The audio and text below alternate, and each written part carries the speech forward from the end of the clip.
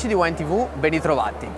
Quest'oggi andiamo in un terreno, in una terra rappresentativa per il Veneto, Lison Pramaggiore.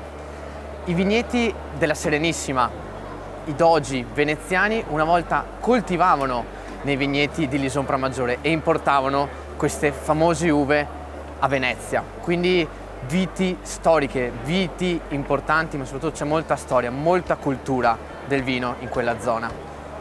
Di solito nel Lison Pramaggiore parliamo di Tokai, parliamo di Thai. Quest'oggi invece parliamo di Incrocio Manzoni, un vitigno nato dall'unione di due uve, il Riesling e Pinot Bianco, studiate e poi prodotte dal professor Luigi Manzoni della Scuola Enologica di Conegliano.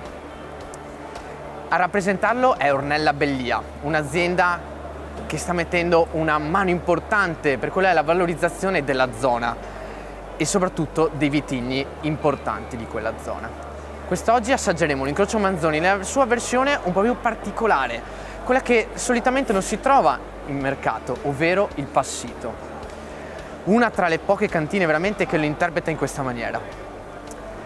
Al calice, appena lo si osserva, si nota subito questa luminosità, questa rinfrangenza della luce importante, un colore che riporta a un giallo paglierino ma con riflessi importanti, dorati, e soprattutto incuriosisce all'occhio.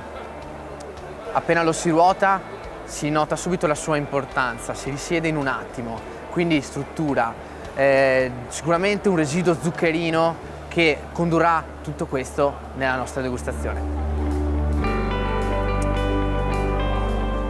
All'olfatto parla di frutta esotica, abbiamo la papaya, abbiamo il mango, ma anche semplicemente un po' di pesca e poi una sensazione particolare che ci fa un po' rimanda alla zona ma anche al vitigno, un po' di idrocarburo che è data un po' del caranto, che era un componente del terreno importante per il Lison Pramaggiore, e poi anche dal vitigno, l'Incrocio Manzoni.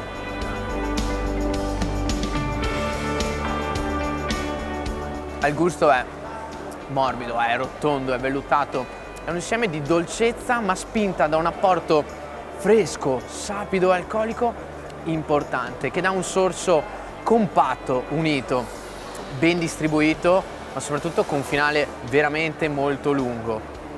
Queste sue caratteristiche ci permettono di abbinarlo a vari dolci, a varie preparazioni. Una volta l'ho provato con una cheesecake alla salsa ai fichi ed era buonissimo, ma anche con dolci tipici. Prima parlavamo dei dogi veneziani, perché non la sbrigiolona? Questo tipico dolce veneziano che ci riporta a un abbinamento territoriale. Qui non solo vino, ma anche food, ma anche cibo e soprattutto valorizzazione del territorio.